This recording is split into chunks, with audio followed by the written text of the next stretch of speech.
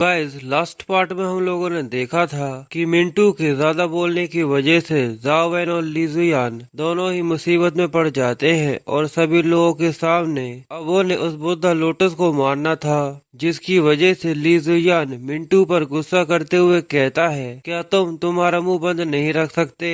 पर जाओ वैन उसे शांत करते हुए कहता है कि अब उसके ऊपर ब्लेम करने से कोई भी मतलब नहीं है। पर जाओ वैन साथ ही अपने मन में सोचता है कि मैंने कभी भी गेम में इस बुद्धा लोटस को नहीं मारा, पर यहाँ पर ली जुयान के पास दो लेजेंडरी कंपेनियन बीस्ट है, तो शायद हमारे पास यहाँ पर एक चांस हो सकता है। जिसके बाद जाओ वैन उन दोनों से बोलता है कि यहाँ पर सबसे पहली प्रॉब्लम ये है कि आखिर हम तीनों एक साथ यहाँ पर लोटस पॉन्ड के अंदर कैसे जाएंगे।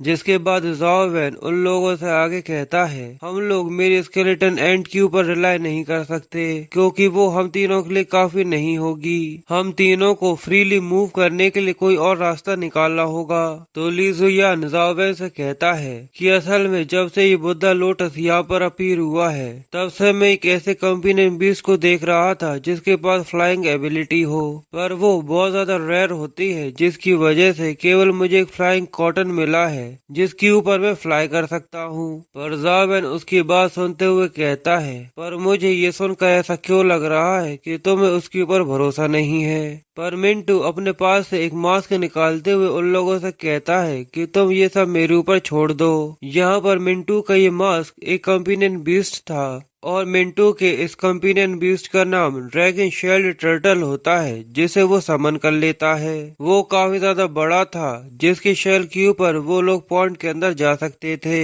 जिसको देखकर लीजुयान कहता है, ये तो ड्रैगन शेल्ड टर्टल है। और यहाँ पर मैं ये सोच रहा था कि केवल जाओ वैन ही है जिसके पास एक रेयर कंपेनियन बीस्ट है, पर अब मुझे ऐसा लगता है कि जाओ वैन को अब अपने मॉडल कंपेनियन बीस्ट को छुपाकर रखना चाहिए। फिर वो तीनों ही ड्रैगन शेल टर्टल के ऊपर सवार होकर उस बुद्धा लोटस के पास जाने लगते हैं, जहाँ पर मिंटू उन दोनों से कहता है कि तुम दोनों इस चीज की चिंता मत करो, बस जाकर फाइट करो। मैं इस ड्रैगन शेल टर्टल के साथ तुम लोगों की पूरी मदद करने की कोशिश करूंगा। ये सुनते ही जाओ वैन और ली जुयान दोनों ही अपने कंपेनियन बीस्ट को बाहर निकालते हैं और वो कहते हैं कि ठीक है, चलो हमारी फाइट को स्टार्ट करते हैं। जाओ वैन एक बड़ी सी जंप लगाते हुए अपने स्केलेटन एंड को समन करता है और उसके ऊपर लैंड हो जाता है। जिसके बाद ली जुयान भी अपने शैडो सोल्जर को बाहर निकालते हुए कहता है कि अब मेरी बारी। पर साथ ही वो वहाँ पर अपने फ्लाइंग कॉटल को भी निकालता है जो कि उड़ सकता था। सभी लोग ये देखकर बहुत ज्यादा हैरान होते हैं और चिल्लाते हुए कहते हैं, क्या एक और लेजेंडरी क्रीचर? ऐसा नहीं हो सकता। और ली जुयान अपने सोल्जर आर्मर को निकालने के बाद फ्लाइंग कॉटल पर बड़ा बैड ऐस लग रहा था और वो जाओ वैन से कहता है कि चलो अब दिखाते हैं कि हम लोग क्या कर सकते हैं। यांग ली उन तीनों को इस तरीके से देखकर गुस्से में कहता है, अगर मेरे पास भी ली फैमिली और आ फैमिली की तरह रिसोर्सेज होते तो शायद मैं भी यहाँ पर इसको हरा सकता था। पर आज उन लोगों को बड़े करीब से देख रही थी और वो देखती है कि आखिर वो लोग क्या कर सकते हैं। पर ली जुयान का शेल अभी भी थोड़ा सा अनस्टेबल था, तो जाओ वैन उसे देखकर मिंटू से बोलता है कि ली जुयान की शेल की फ्लाइंग एबिलिटी अभी काफी ज्यादा अनस्टेबल है, इसलिए तुम ली जुयान का ध्यान रखना वो कहीं पानी में ना गिर जाए। तो मिंटू जाओ वैन को हौसला देते हुए उसे कहता है कि तुम्हें उसकी चिंता करने की जरूरत नहीं है, तुम उसे मुझ पर छोड़ दो।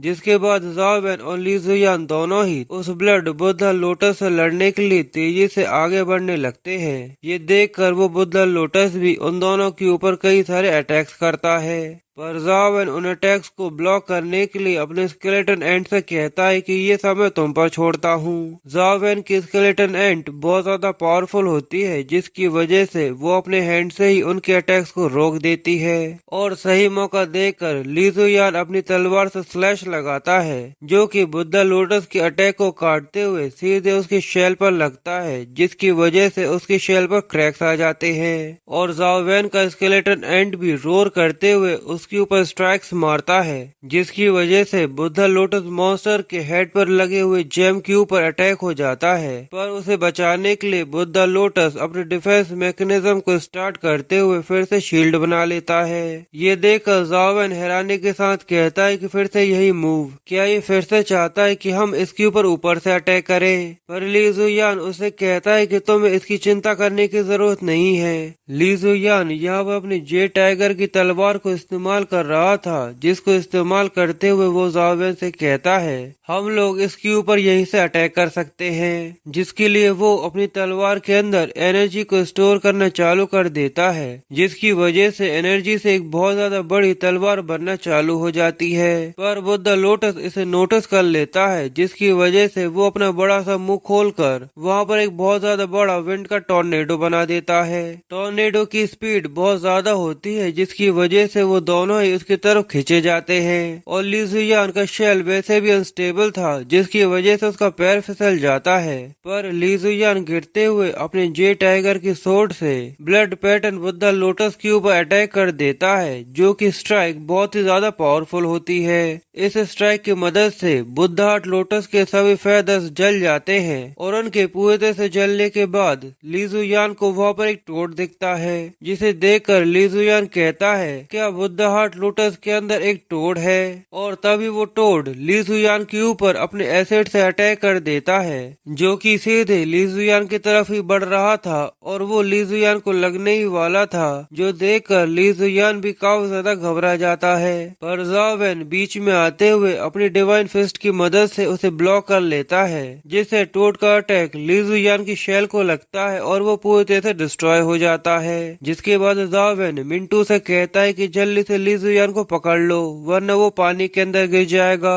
मैं जाकर उस टोड को संभालता हूँ। मिंटू तेजी से ली जुयान की तरफ ही बढ़ रहा था और वो ज़ाओ वैन से कहता है कि ठीक है, तुम इसे मुझ पर छोड़ दो। फिर ज़ाओ वैन तेजी से भागते हुए उस टोड की तरफ बढ़ता है, तो वो टोड ज़ाओ वैन को देखकर उसके ऊपर भी एसिड का अटैक कर देता है। पर ज़ाओ वैन की स्पीड बहुत ज्यादा होती है और वो बड़े ही आसानी से हवा में ही उस टोड के अटैक को डॉज कर लेता है। ये देखकर टोड भी काफी ज्यादा घबरा जाता है और हमें अगले ही सीन में दिखाते हैं कि ज़ाओ वैन ने उसे एक ही पंच में खत्म कर दिया और ज़ाओ वैन उन लोगों से बोलता है कि मैंने इसे मार दिया। पर जैसे ही ज़ाओ वैन पीछे की तरफ देखता है तो वो बहुत ज्यादा हैरान हो जाता है, क्योंकि ली जुयान पानी के अंदर गिरने वाला था, पर मिंटू उसे नहीं बचाता। ली जुयान भी ये देखकर बहुत ज्यादा हैरान होता है और मिंटू उसे कहता है कि तुम्हें मुझे ब्लेम नहीं करना चाहिए। आजिन ये देखकर ली जुयान को बचाने के लिए अपने कंपेनियन बीस्ट को समन करने ही वाली होती है, पर तभी वो अपने सामने देखती है कि ज़ाओ वैन ने उसका हाथ पकड़ा हुआ था और ज़ाओ वैन यहाँ पर अपने फ्लाइंग एबिलिटीज को इस्तेमाल करते हुए ली जुयान को बचा लेता है। और ज़ाओ वैन के बचाने के बाद ली जुयान ज़ाओ वैन से कहता है तुमने एक बार और मुझे बचा लिया। जिसके बाद ज़ाओ वैन ली जुयान को लेकर मिंटू के कंपेनियन बीस्ट के ऊपर आ जाता है, तो मिंटू ज़ाओ वैन से कहता है कि ऐसा नहीं हो सकता, आखिर तुमने मुझे ये पहले क्यों नहीं बताया कि तुम्हारे पास भी एक कंपेनियन बीस्ट है जो उड़ सकता है, या तुम्हें मेरे ऊपर पहले ही शक हो गया था?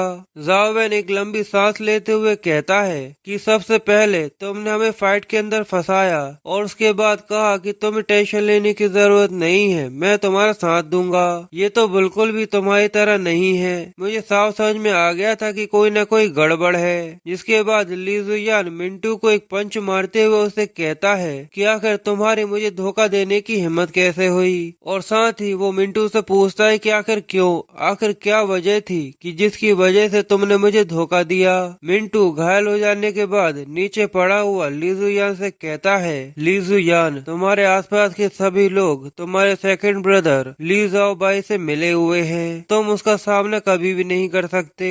जो बोलते हुए मिंटू अपने कंपेनियन बीस्ट को फिर से अपने पास रखने लगता है, जिसकी वजह से मिंटू के कंपेनियन बीस्ट का शेल गायब होने लगता है और वो पानी में गिरते हुए कहता है कि हम लोग यहाँ पर एक दूसरे के साथ आज यहाँ पर मरने वाले हैं। ज़ाओ वैन और ली जुयान दोनों ही ये देखकर काफी ज्यादा घबरा जाते हैं और वो कहते हैं कि अब यहाँ पर क्या होने वाला है। पर तभी वहाँ पर एक बड़ा सा एनर्जी से बना हुआ बबल उन दोनों को बचा लेता है, जो कि यहाँ पर आजिन ने अपने कंपेनियन क्वीन एंड बीस्ट की मदद से बनाया था और ऐसा कर कर आजिन ने उन दोनों की जान यहाँ पर बचा ली थी। जिसके बाद सीन लांगियान यूनिवर्सिटी के इन्वेस्टिगेशन रूम का होता है, जहाँ पर ऑफिसर जाओ वैन और ली जुयान से इन्वेस्टिगेशन कर रहा था और वो उन लोगों से कहता है कि सभी सिचुएशन को अभी के लिए संभाल लिया गया है, इसलिए अब तुम लोग यहाँ से जा सकते हो। जाओ वैन और ली जुयान दोनों ही इन्वेस्टिगेशन रूम से निकलते हैं, जहाँ पर ली जुयान अपने आप को ही ब्लेम करते हुए कहता है क्या मैं इतना ज्यादा बुरा हूँ कि मेरे आसपास के सभी लोग धीरे धीरे कर कर मुझे मारना चाहते हैं। पर जाओ वैन उससे पूछता है क्या तुम्हारे और तुम्हारे भाई के बीच में कोई ग्रज है, और आखिर तुम्हारा भाई किस तरीके का इंसान है जो कि अपने ही भाई को मारने के लिए अलग अलग तरीकों का इस्तेमाल कर रहा है। ली जुयान जाओ वैन को अपने बड़े भाई की स्टोरी बताते हुए कहता है मेरी ली फैमिली में हम 3 भाई थे, जिसमें मेरा बड़ा भाई एक सुपर जीनियस था। वो हर एक चीज में काफी ज्यादा अच्छा था और ये माना जाता था कि वो लाओयान सिटी के टियान जाओ की तरह ही सुपर जीनियस है। वो हमारी ली फैमिली का मोस्ट टैलेंटेड लड़का था, पर न चाहते हुए भी वो काफी ज्यादा कम उम्र में एक हादसे के अंदर मारा गया। पर मेरे भाई ने फैमिली मैटर्स को लेकर मेरे फादर से बात करी थी, जिसके बाद अब मैं ली फैमिली का नेक्स्ट यंग मास्टर हूँ। तो जावेन उसकी बात सुनने के बाद कहता है पर तुम तो ली फैमिली की किसी भी बिजनेस में टांग नहीं अड़ाते, तो आखिर वो तुम्हें क्यों मारना चाहता है। ली जुयान उससे कहता है क्या ली फैमिली के बिजनेसेस, मेरा बड़ा भाई ऐसी चीजों की वजह से मुझे नहीं मानना चाहता। ये सुनकर जावेन और हैरान हो जाता है और उससे कहता है तो आखिर क्या वजह है। ली जुयान उसको रोकते हुए कहता है कि रुक जाओ, ये ऐसी जगह नहीं है जहाँ पर हम लोग इसके बारे में बात कर सके। हमें एक ऐसी सुटेबल जगह देखनी होगी जहाँ पर हम इसके बारे में खुलकर बात कर सकते हैं। पर जावेन को ये समझ में नहीं आता कि आखिर ली जुयान यहाँ पर किस चीज के बारे में बात कर रहा है, आखिर वो कहाँ पर जाकर इसके बारे में बात करना चाहता है। और बस इसी के साथ ये पार्ट यहीं पर खत्म हो। तो गाइस लास्ट पार्ट में हम लोगों ने देखा था कि ली जुयान हर चीज के लिए अपने आप को ब्लेम करता है कि वो इतना ज्यादा बुरा है कि सब लोग उसको मारना चाहते हैं। पर जाओ वैन उसे समझाते हुए कहता है क्या तुम्हारे सेकंड भाई और तुम्हारे बीच में कोई ग्रज है, और आखिर तुम्हारा ये सेकंड ब्रदर किस तरीके का इंसान है जो अपने ही भाई को मारने के लिए अलग अलग तरीकों का इस्तेमाल कर रहा है। पर ली जुयान उसे थोड़ी बहुत ही डिटेल्स बताता है, जिसकी वजह से जाओ वैन को पूरी चीजें क्लियर नहीं होती। ली जुयान उसे रोकते हुए कहता है कि रुक जाओ, कि ये जगह सुटेबल नहीं है इस तरीके की बात करने के लिए। हम लोगों को एक ऐसी जगह जाना होगा जहाँ पर हम लोग खुलकर बात कर सके। पर जाओ वैन को ली जुयान की बात समझ में नहीं आती और वो सोचता है कि आखिर ली जुयान कहाँ जाना चाहता है जो कि एक ऐसी सुटेबल जगह हो जहाँ पर ली जुयान सारी बातें खुलकर कर सके। पर हमें नेक्स्ट सीन में दिखाते हैं कि ली जुयान जाओ वैन की डॉर्मेट्री में आकर बहुत सारी बियर पी रहा था। जाओ वैन ये देखकर ली जुयान से बोलता है कि आखिर तुम ड्रिंक करने के लिए मेरे ही रूम में क्यों आए हो, यहाँ से जाने से पहले तुम्हें ये सब साफ कर कर जाना होगा। जिसके बाद ली जुयान ड्रिंक पीते हुए जाओ वैन से पूछता है क्या तुम्हें क्रीचर्स की रैंक के गैप डिफरेंस के बारे में पता है, इमॉर्टल, लेजेंडरी, एपिक और मिथिकल, आखिर इन चारों में क्या गैप डिफरेंस होता है। उनके अंदर रैंक का डिफरेंस होता है, जैसे जैसे लेवल इंक्रीज होती जाती है रैंक के अंदर का गैप डिफरेंस भी धीरे धीरे कर कर बढ़ता जाता है, और आखिर में जो कि सबसे ज्यादा पावरफुल होता है वो सबसे ज्यादा कमजोर को दबाने की कोशिश करता है। और इस गैप के साथ तुम्हें क्या लगता है कि आखिर ह्यूमंस ने एक मिथिकल क्रीचर को कैसे मारा होगा। जाओ वैन ली जुयान की बात सुनने के बाद उससे कहता है आखिर हम लोग इसके बारे में क्यों बात कर रहे हैं, क्या बुक्स के अंदर इसका रिकॉर्ड नहीं है। तो ली जुयान जाओ वैन से कहता है कि जैसा फेडरेशन ने लोगों से कहा है कि पहले के समय में फेडरेशन के पास 6 एपिक हीरोज थे जिनने 3 दिनों तक लगातार लड़ाई करी थी, पर ये सारी की सारी बातें बकवास है। जब किसी मिथिकल क्रीचर से सामना होता है तो इस चीज से फर्क नहीं पड़ता कि वहाँ पर 6 एपिक हीरोज हैं या फिर वो 100 है, क्योंकि वो सब मिलकर भी उसका सामना नहीं कर सकते।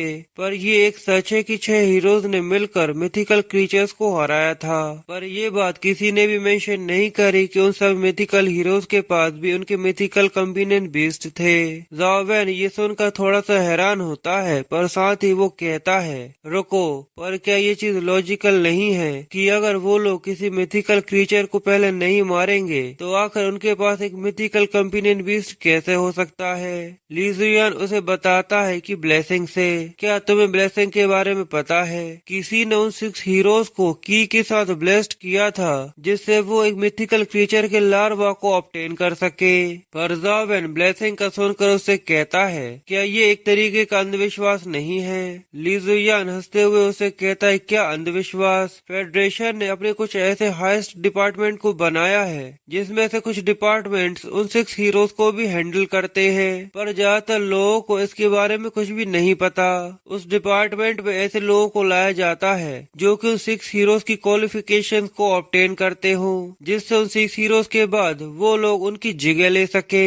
ये सुनकर ज़ाओ वैन कहता है, तो इसका मतलब ब्लेसिंग सच में एग्जिस्ट करती है। पर वो ये सोचता है कि आखिर ली जुयान को इसके बारे में कैसे पता और आखिर वो ये सब मुझे क्यों बता रहा है। पर तभी ज़ाओ वैन के दिमाग की बत्ती जलती है और वो उसे कहता है कि नहीं, ऐसा नहीं हो सकता। पर ज़ाओ वैन ली जुयान का रिएक्शन देखकर समझ जाता है कि ज़ाओ वैन को ये चीज समझ में आ गई है और ली जुयान उसे क्लियर करते हुए कहता है कि हाँ, तुम सही समझे। मेरे फादर ने मुझे चुना है जो कि ली फैमिली से ब्लेसिंग्स के लिए फर्स्ट सक्सेसर बनेगा। पर अगर ये क्वालिफिकेशंस मेरा भाई लिमू बाई चाहता है तो उसे सबसे पहले मुझे मारना होगा, उसी के बाद वो सक्सेसर बन पाएगा। अब ली जुयान काफी ज्यादा ड्रंक होने की वजह से गहरी नींद में सो रहा होता है और ज़ाओ वैन अपने मोबाइल में गेम खेलने में लगा हुआ था। पर साथ ही उसे ली जुयान की वो बातें याद आती हैं जहाँ पर उसने कहा था, तुमने मेरे बड़े भाई के प्लान को 2 बार बेकार कर दिया है और उसको इसके बारे में इंफॉर्मेशन मिल चुकी होगी। और ज़ाओ वैन रेगुलर गेम खेलते हुए कहता है, ली जुयान की बात सुनने के बाद मुझे लगता है कि मुझे जल्द से जल्द स्ट्रॉन्ग बनना होगा। ज़ाओ वैन म्यूटेटेड एंड को मारता जा रहा था, पर तभी ज़ाओ वैन के पास एक वार्निंग आती है कि आपकी सिल्वर फ्लाइंग एंट बहुत ज्यादा भूखी है, प्लीज उसे फीड कीजिए। ज़ाओ वैन उस नोटिफिकेशन को देखकर कहता है, क्या उसे फिर से खिलाना होगा? क्या तुम्हें पता है कि एक कंपेनियन बीस्ट की एग की कीमत कितनी है? पर साथ ही वो गुस्से में कहता है, पर अगर मुझे मेरे फ्लाइंग एंट को ग्रो करना है तो मुझे उसको खाना खिलाना ही होगा। जिसके बाद ज़ाओ वैन अपने पीछे कई सारे एंट्स को देखते हुए कहता है कि अब लगता है कि मेरे पास कोई और चॉइस नहीं है, मुझे कुछ और को मारकर कंपेनियन बीस्ट का एग निकालना ही होगा।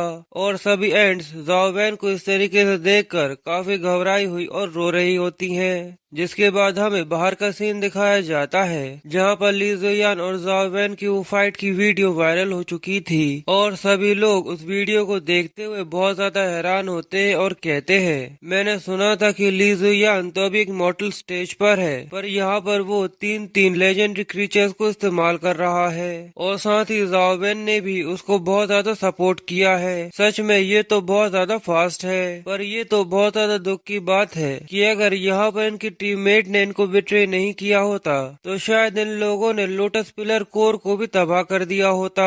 जिसके बाद सीन कुछ लड़कियों का होता है जो ली जुयान की तारीफ करते हुए कह रही थीं, क्या तुम लोगों ने ली जुयान की वो वीडियो देखी? ली जुयान उसमें कितना ज्यादा कूल और हैंडसम लग रहा था। तो दूसरी लड़की कहती कि हाँ, पर मैं उसे पर्सनली मिलना चाहती हूँ और उसे अपनी आंखों से देखना चाहती हूँ। वो लड़कियाँ ली जुयान की बातें करते हुए काफी ज्यादा हंस रही थी और साथ ही वो वी यान से पूछती है, क्या तुम तुम्हारे छोटे भाई से मिलवाने के लिए हमें ले जा सकती हो? पर वी यान का ध्यान तो ज़ाओ वैन के ऊपर था, जिसको देखकर वो ब्लश करते हुए स्माइल कर रही थी। अब सीन फेडरेशन के इन्वेस्टिगेशन ग्रुप का होता है जहाँ पर high command officer Zhao Wan की उस वीडियो को लेकर उसके ऊपर इन्वेस्टिगेशन कर रहे थे, जहाँ पर वो लोग वीडियो देखते हुए कहते हैं, ज़ाओ वैन ने उस टोड के अटैक को बड़े ही आसानी से डॉज कर लिया और एक सिंगल मूव में उसे हरा दिया।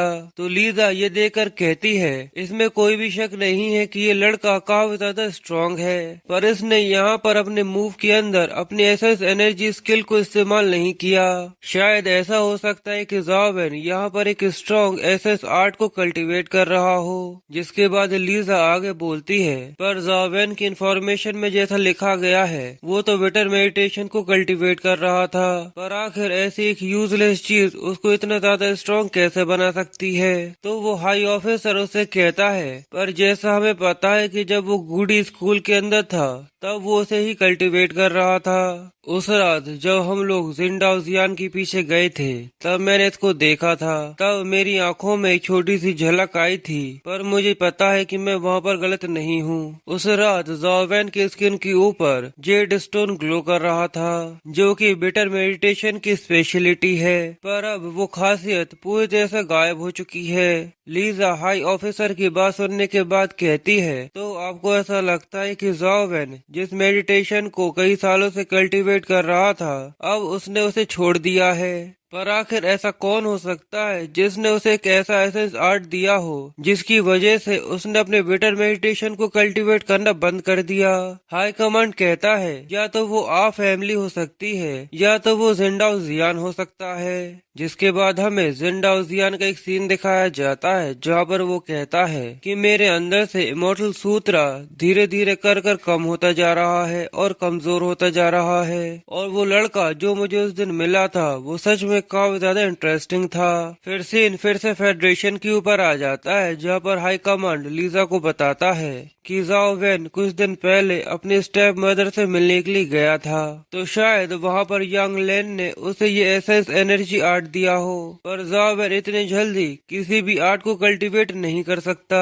लीजा उनकी बात सुनने के बाद कहती है, यानी आप कहना चाहते हैं। हाई ऑफिसर कहता है कि हाँ, अगर आप फैमिली ने उसे ये नहीं दिया तो केवल जिंडाओजियान ही है जो उसे एसेंस एनर्जी आर्ट दे सकता है। जिसके बाद वो ऑफिसर लीजा को ऑर्डर देते हुए कहता है, कुछ भी कर कर ज़ाओ वैन के ऊपर जिंडाओजियान का कंपेनियन और पार्टनर होने का क्राइम लगा दो और उसको जल्दी से जल्दी पकड़ कर लाओ। हमें कैसे भी कर कर उस लड़के ज़ाओ वैन से उसकी इन्फॉर्मेशन निकालनी होगी। जो बोलते हुए वो ऑफिसर वहाँ से निकल जाता है और लीजा उनसे बोलती है कि ठीक है, मैं समझ गई। जिसके बाद वो ज़ाओ वैन की फाइल निकालते हुए कहती है, ज़ाओ वैन तुम बस मेरा वेट करो, जैसे ही समय आएगा तो मैं पर्सनली आकर तुम्हें बहुत ज्यादा एंटरटेन करूंगी। जिसके बाद सीन कुछ दिन बाद का होता है जहाँ पर लीजा अपने हाई कमांड को रिपोर्ट करते हुए बताती है कि ज़ाओ वैन अभी अपने स्कूल के अंदर है जहाँ पर आप फैमिली उसे प्रोटेक्ट नहीं कर सकती।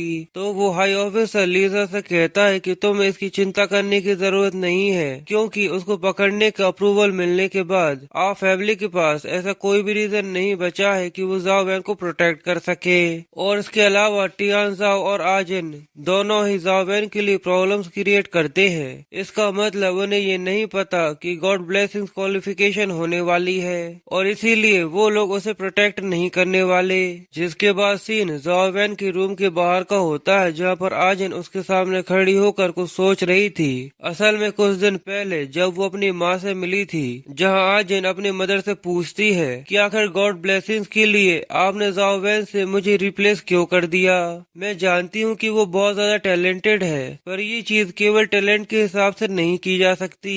आप भी ये चीज अच्छे से जानती हैं कि वो एक बार मुझसे हार चुका है और वो परमानेंट अपने गेम में ही लगा रहता है। पर यांग लेंग आजिन से बोलती है, ये चीज पहले से ही डिसाइड हो चुकी है, इसलिए अब इसके बारे में मुझसे कभी भी बात मत करना।